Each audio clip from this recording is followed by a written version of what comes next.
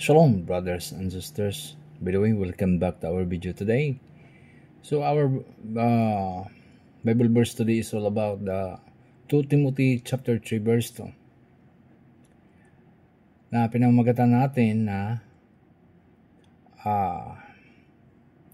excessive sinful self-love that places oneself above others and God, particularly in our verse 2 Timothy chapter 3 verse 2, which describes lovers of self as proud, arrogant, and disobedient.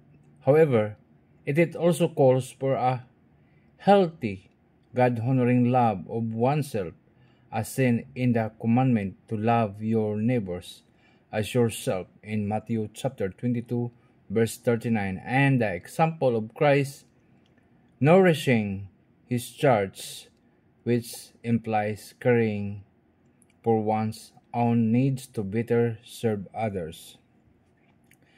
So, the sinful self-love ay hindi rin maganda.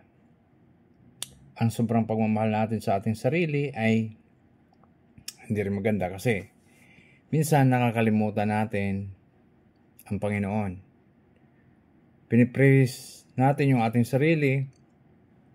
That is called proud, brothers and sisters. So being proud in ourselves is a sin. Alam niyo kung bakit? Kasi hindi natin magagawa ang lahat kung wala ang tulong ng Panginoon sa ating buhay. Lahat ng ating mga ginagawa ay wala yan. That is nothing, brothers and sisters. Dahil ang mga bagay na ating ginagawa, mahirap gawin yan kapag tayo lang. Pag wala yung help ni God, yung Holy Spirit ng Panginoon, ng Diyos, kung wala ang Holy Spirit na yan, ay hindi natin magagawa ang mga bagay na gusto nating gawin, na gusto nating maayos. 'Di ba? So, ang lahat dapat na ating ginagawa ay naayon sa kautusan ng Diyos. The warning against sinful self-love in 2 Timothy chapter 3 verse 1 and 4. This passage describes people in the last days who are lovers of self along with other negative traits like being lovers of money, proud, arrogant, and ungrateful person or ungrateful people. No? Excessive self-focus, this type of self-love leads to unhealthy obsession with oneself, distorting relationship and leading to conditional love that is based on self-perception rather than genuine confession. No, brothers and sisters, no. So, yun na nga ang sinasabi ko kanina na ang sobrang pagmamahal sa sarili ay isa ring kasalanan. Excessive self-focus, this type of self-love leads to an unhealthy obsession with oneself, distorting relationship and leading to conditional love that is based on self-perception rather than genuine confession, di ba? Pride and superiority. What our love is contented on ourselves, it can foster pride and attitude of superiority leading to a transactional approach to others rather than selfless giving.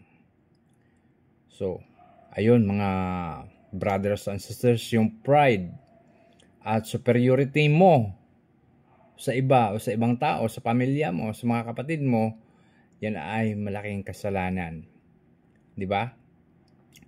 The foundation for healthy self-love, the golden rule, the commandment to love your neighbors as yourself in Matthew chapter 22 verse 39 implies a healthy self-regard as if assumes we know what it means to be cared for and want to extend that same care to others. Yung self-love na pinaka-conditional self-love ay yung nasa Matthew chapter 22 verse 39 na hindi lang yung sarili mo yung mamahalin mo, kundi mahalin mo rin ang iyong kapitbahay, ang iyong kaaway. That is the pure love. But self-love, too much self-love, tulad niya ng pride, at mapagmataas ka, that is a sinful self-love, brothers and sisters. I'm hoping na may natutunan kayo sa video na to. God bless and much love everyone.